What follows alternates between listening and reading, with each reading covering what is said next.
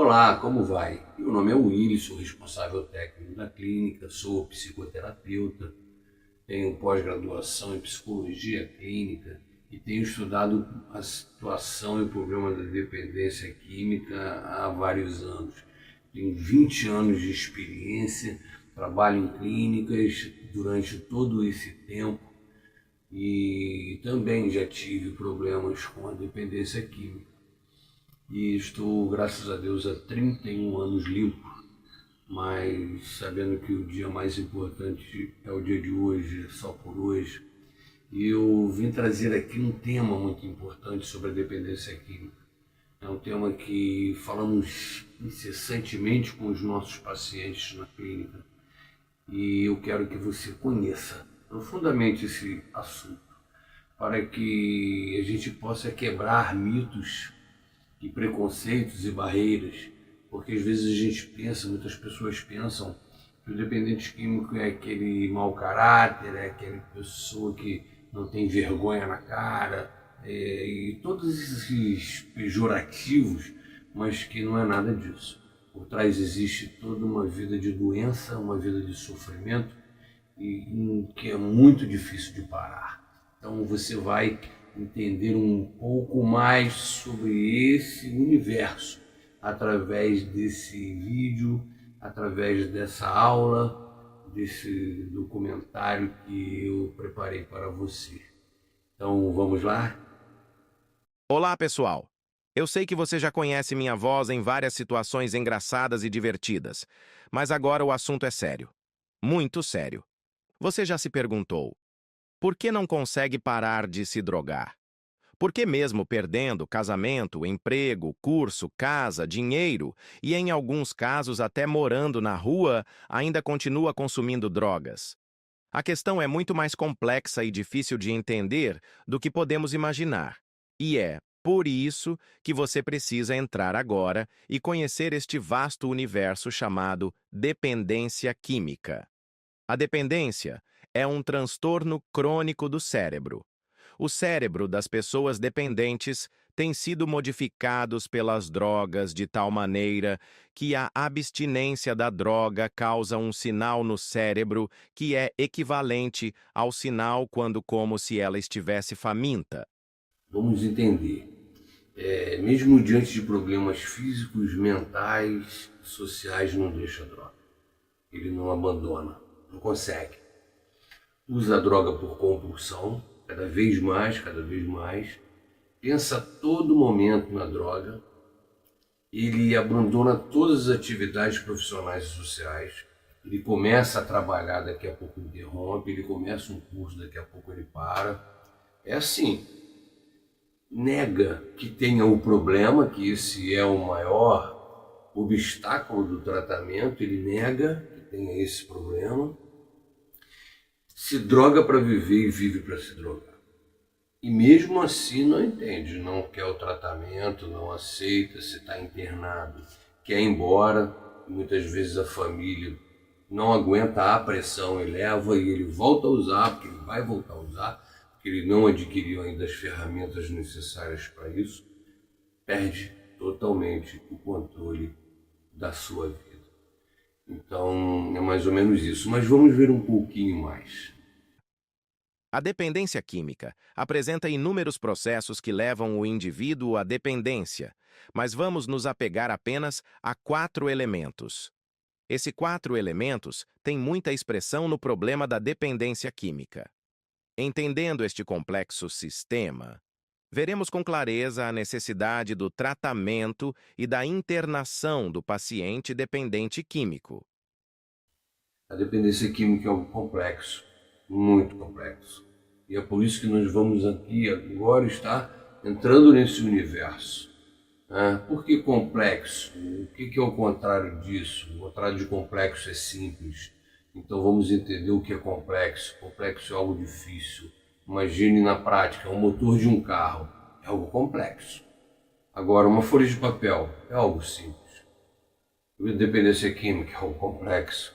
Nós temos 4 elementos aí dentro do contexto da dependência química. Temos a genética, nós temos a rede neural, nós temos o sistema de recompensa, nós temos o condicionamento clássico. É claro que nesse universo da dependência química tem muito mais coisas que nem a ciência conseguiu chegar, mas esses 4 elementos são assim os mais marcantes, vamos dizer. E eu quero que você conheça cada um deles para que você entenda o que é o contexto da dependência química. Sabe por quê? Você precisa ter empatia. Empatia pelo dependente que sofre, mas você também precisa estar ciente do problema, do grande problema, porque não é simples. Às vezes o dependente químico ele faz parecer simples.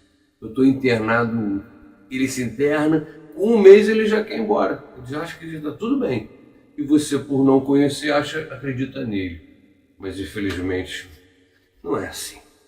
Não é assim. Então nós vamos conhecer cada elemento desse complexo problema, dessa complexa doença, porque isso é uma doença mesmo, né? Então nós vamos aí vamos conhecer, para que você possa saber como agir. As drogas são usadas por inúmeras razões e variam de pessoa para pessoa. Não existe uma regra geral, mas a mais simples é a genética. Pessoas que virão a ficar dependentes trazem consigo certa carga de herança genética que favorece a aproximação, a busca, a ligação e a adaptação à droga. Não tendo essa tendência, o usuário será talvez um abusador e, com o tempo, deixará a droga. O dependente não. A observação prática e as estatísticas das pesquisas atuais mostram que a maioria das pessoas que entram em contato com alguma substância química, ou seja, podem ter alguma afinidade ou tendência para usar drogas. Tanto assim que, se quisermos fabricar alcoólatras ou fumantes ou qualquer outro tipo de dependente, só teremos sucesso. Se a pessoa não tiver certa afinidade, ou carga genética, ou predisposição para a dependência, não se sentirá bem com a droga e não irá repetir a experiência. Como, por exemplo, as pessoas que tentam fumar e não conseguem, passam mal com o tabaco ou maconha, ou cheiram cocaína e se sentem horríveis, precisa haver uma determinante biológica para a pessoa se tornar dependente. Dentro dessa ideia, precisamos entender que, se você faz parte do grupo que usa drogas e não consegue parar, mesmo tendo perdas, não para. Entenda. Abra a sua mente, pois você tem a genética que o levou a esse uso, e caso não realize um trabalho para vencer isso, não irá superar, pois sua situação é a genética.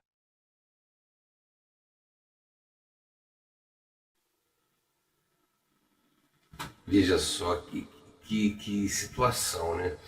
Eu quero até deixar bem claro que esse estudo e esse vídeo que você está fazendo, eu tenho um hobby, né, de fazer vídeos e editar, e esse estudo que você está vendo aí, fui eu que fiz. Foi um trabalho de conclusão de curso quando eu estava me formando em psicologia clínica, e eu fiz esse trabalho para a faculdade. Agora resolvi fazer um vídeo para que possa ficar mais fácil a compreensão, né? Então nós estamos falando do que? Da genética. Isso aí já está tudo determinado nos nossos genes, tudo que vai ser, tudo que será. Nós temos a predisposição para inúmeras doenças. Você sabe que vê aquela família que tem uma quantidade de pessoas que tem diabetes, outra família tem uma quantidade de pessoas que tem câncer, outros têm problemas assim, neurológicos, né, psiquiátricos. Você já viu isso? Então, a dependência química, ela também tem a dependência de álcool, drogas, substâncias, também tem um histórico genético. Tem lá, mas o pai, a mãe, o avô, a avó, o bisavô do meu avô. Então, toda essa questão é genética. Então, se a pessoa ela usa e ela é dependente, é porque tem um fator, uma predisposição genética. Tem muitos livros falando sobre isso. Eu gosto muito do Fernando Chelsky, que fala realmente sobre essa predisposição genética, a determinante biológica. Então, se você tem um familiar que é dependente, ou você mesmo que é dependente está me ouvindo, você precisa entender, nós temos a genética e a gente precisa aprender a conviver com isso. Vamos ver outro elemento aí muito importante. Outro elemento que estabelece a pessoa no mundo das drogas são as redes neurais. Rede neural, um fenômeno comum no sistema nervoso e que envolve todas as funções de nosso corpo. Possui uma complexa rede com células altamente especializadas, que fazem milhares de conexões a todo o momento e determinam a sensibilidade e as ações motoras, traduzindo-as em comportamento. Da mesma maneira como se forma uma rede neural para o aprendizado da caminhada de uma criança, do andar de bicicleta, no aprendizado da escrita, da fala, de tudo na vida, também se formam redes neurais que memorizam todas as experiências relacionadas às drogas, sabor, cheiro, ilusões, prazeres. Tudo estará armazenado em nossa memória, no sistema nervoso central até o dia de sua morte. Toda essa memória produz gatilhos da doença que levam ao e se tornam quase incontroláveis. Informações como onde você está e o que está fazendo enquanto usa uma droga como a cocaína ficam intrinsecamente ligadas à sensação. E essas associações ficam armazenadas não só em sua memória consciente, mas também nos circuitos fora de sua consciência. Esse tipo de aprendizado patológico fica no núcleo do uso compulsivo de drogas. Muito tempo depois de alguém ter aparentemente abandonado o hábito, muito tempo depois de terminarem os sintomas da abstinência, o indivíduo está vulnerável a essas associações inconscientes, profundamente codificadas, que podem desencadear um desejo, aparentemente do nada. Por isso, a necessidade do tratamento de curto e longo prazo. Olha só, outro fator muito importante, muito relevante, né, é a rede neural. Ou seja, tudo que a gente faz na vida está registrado no nosso cérebro. Tudo, tudo, tudo. Tudo que a gente aprendeu, tudo que a gente vivenciou. A gente às vezes, você lembra lá, quando estava começando a escrever, a grande dificuldade que tínhamos, só que, é claro, não tinha músculos envolvidos naquilo, ligamentos, articulações, aí você foi escrevendo no seu cérebro, foi se formando tudo um sistema para levar você aquele aprendizado a fazer aquilo que você precisava fazer, e isso é tudo na vida. E hoje a gente está aqui, você não tem ideia de quantos músculos, de quantos ligamentos, quantos neurônios, quantas redes neurais estão envolvidas nesse momento que eu estou aqui falando. Então é mais ou menos isso. Mesma coisa a dependência química. Ela forma redes neurais na nossa mente. Redes, enormes redes, de tudo que está relacionado com a droga, com o álcool, com a substância. E ela vai para o fundo, já tem caminhos já prontos. E esses caminhos prontos, eles podem ser estimulados por gatilhos. Chamamos de gatilhos. Todo impulso que leva ao uso. Então, por isso que a gente estabelece, dentro do contexto terapêutico, as regras de ouro. Evitar hábitos. Hábitos, evitar pessoas, lugares que usam, pessoas que usam. Porque o simples visualizar aquela pessoa que você usava já dispara um gatilho no cérebro do dependente. O simples fato de estar no ambiente que ele estava dispara um gatilho. Por isso é tão difícil. Por isso é tão difícil. E é difícil fazer ele entender isso, né? Então agora vamos ver um outro ponto muito relevante, tá? Vamos ver agora esse novo elemento aí. Outro elemento muito relevante é o sistema de recompensa. O núcleo accumbens é uma relevante região no cérebro. Esta parte de nosso sistema nervoso também é conhecida como sistema de recompensa. Este núcleo, na realidade, é o centro do prazer. Quando ingerimos ou realizamos alguma atividade que nos dá prazer, Este centro recebe um estímulo que tem a função de gerar mais prazer ainda. Por isso é chamado de sistema de recompensa. Você se dá prazer ao cérebro, e o seu cérebro te recompensa com mais prazer. Isso acontece com tudo na vida: chocolate, drogas, sexo, jogo, etc. Um jovem toma uma cerveja. Esta substância irá gerar prazer, em virtude do efeito do álcool. Logo, o núcleo accumbens é estimulado e o sistema de recompensa ativado. Neste momento, seu cérebro irá liberar inúmeras substâncias, entre elas a dopamina, conhecida no meio científico como o hormônio do prazer. É exatamente isso que acontece. Você dá prazer ao seu cérebro. Ele te recompensa com mais prazer. Só que este prazer, com o tempo, irá diminuir, por força da tolerância da droga. Ou seja, a dose que dava prazer não será mais suficiente para dar a quantidade de prazer na qual o usuário estava acostumado. O indivíduo precisa aumentar a dose para ter o prazer que tinha antes, aumenta o consumo e com isso vem a força da dependência química. Que coisa impressionante que o Criador ele fez, né? Ou seja, a gente só tem alegria na vida porque existe esse sistema de recompensa. E realmente essa é a realidade. Você vê, ele existe desde que a gente nasceu. Possivelmente, acredito eu, quando se formou o cérebro lá no útero da mãe, já existia, já trabalhava, já acontecia, né? Quando a criança está chorando no berço e ali a mãe chega perto, neném, mamãe está aqui, no mesmo momento, o núcleo accumbens ele libera uma quantidade de dopamina e a criança relaxa, ela fica quietinha. Que coisa interessante, né? E aí, veja só como é que a substância, o álcool, a droga, ela mexe com esse sistema. E a pessoa fica presa a ele, ela fica dependente, ela não consegue parar, porque é um círculo vicioso. E quando ela não usa, acordou pela manhã, já acordou sem a dopamina, que ela está habitualmente acostumada. Então ela fica desesperada e ela precisa usar.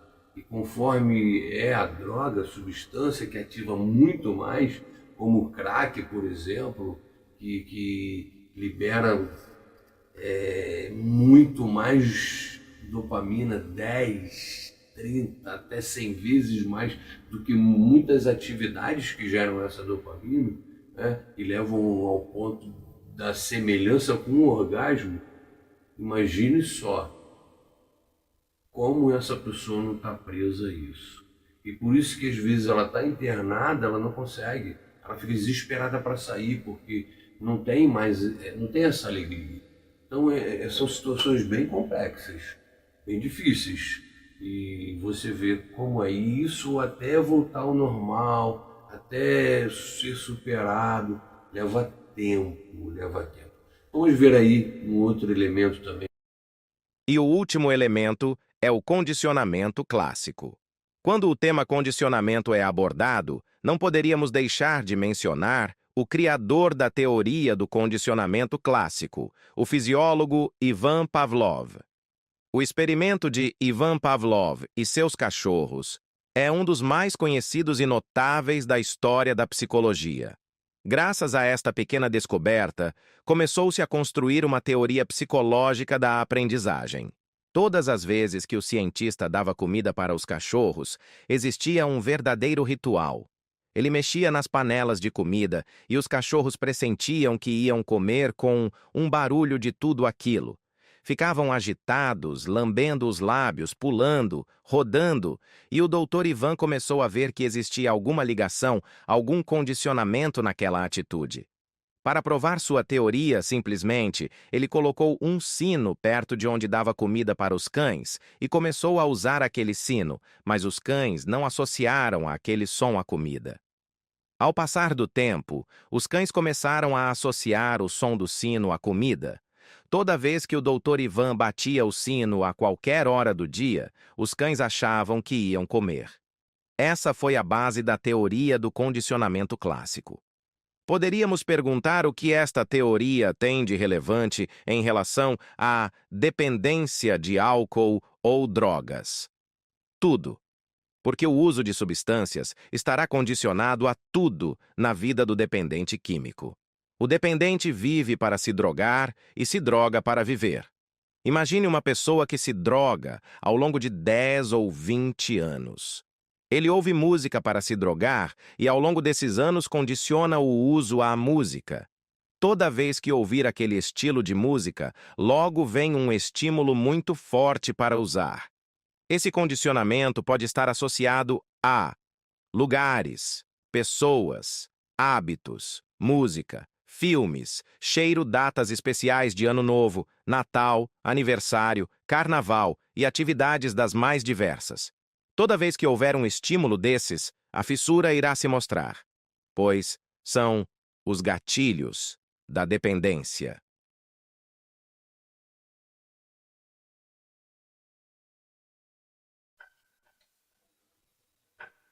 Olha só, esse último elemento, sim, ele é impressionante, porque ele gera esse condicionamento, tudo na vida, está tudo condicionado, né?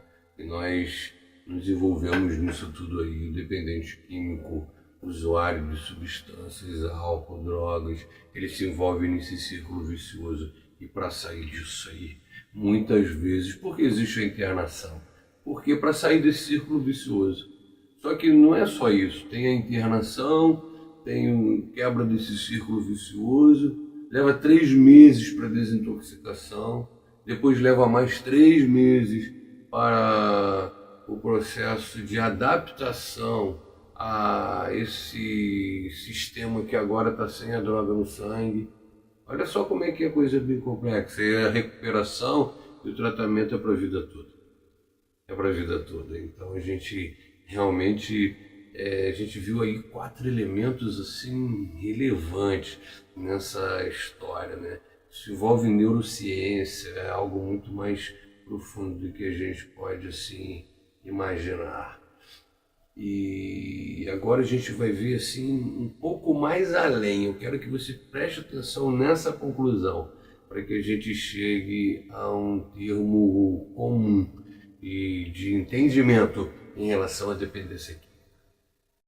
Para concluir, vou mostrar para vocês um estudo que foi feito na Universidade de Genebra, na Suíça. Pegaram pessoas que não usam drogas e colocaram em uma máquina de ressonância magnética especial que capta as funções do cérebro e suas atividades.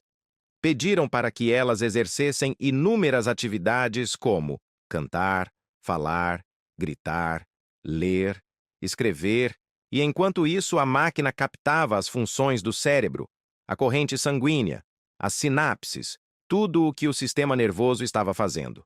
As partes amarelas das imagens são essas funções. No mesmo estudo, na mesma máquina, colocaram pessoas que eram usuárias de drogas e pediram que elas fizessem as mesmas atividades que as primeiras: cantar, falar, gritar, ler, escrever. Para surpresa de todos, as imagens que foram geradas foram imagens sem as mesmas características que as outras. A ausência das imagens amarelas mostram o quanto o cérebro do usuário está afetado. Quando as pessoas estão no uso das drogas ou do álcool, o pensamento fica bloqueado de tal maneira que elas não conseguem ver as coisas como realmente elas são. Comparando os dois estudos, você pode ver a grande diferença que existe entre o cérebro normal e o cérebro afetado pelas substâncias. A realidade se torna obscura e totalmente fora da realidade.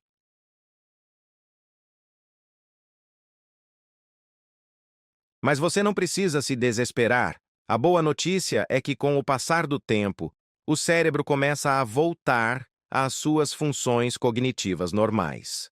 Você terá o pensamento mais claro, você compreenderá melhor as coisas. Mas isso leva algum tempo. Tenha paciência. Esse tempo é o tempo da sua internação.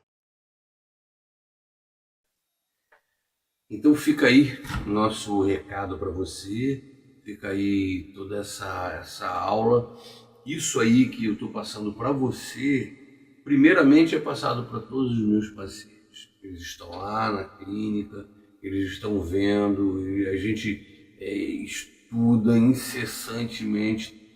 O nosso terapeuta, fica lá 24 horas, ele bate na doença, ele trabalha incessantemente para isso. E a gente está sempre falando, essa palestra eu faço com eles, a gente busca o autoconhecimento. Eu quero que você agora, como um familiar, como um parente, como um amigo, ou quem sabe uma pessoa que caiu aqui no canal e passou a ver isso aí, você entenda, é muito difícil parar de usar drogas. Eu não estou falando aqui apenas do que eu estudei, né? Eu estudei isso. Então, eu sei porque eu estudei. Não. Foram 11 anos de dependência química, 11 anos de uso de drogas. E hoje eu estou há 31 anos limpo. 31 anos limpo. Mas tenho na minha vida, no meu sangue, primeiramente a ajuda divina de Deus, segundo, a minha esposa e todo o programa de narcóticos anônimos, de alcoólicos anônimos, 12 passos, tudo aqui na minha mente. E é um dia de cada vez, não adianta. E isso é uma coisa que a gente vai levar para o resto da vida. Então, mas graças a Deus eu posso transmitir isso para você, para que você possa entender o que é realmente a dependência química. Você pode nos procurar. Entra aí no canal, se inscreva no nosso canal para que você possa estar recebendo outros vídeos que nós estaremos enviando. Se quiser nos conhecer melhor na clínica, nós estaremos lá. Um abraço para você. E só por hoje.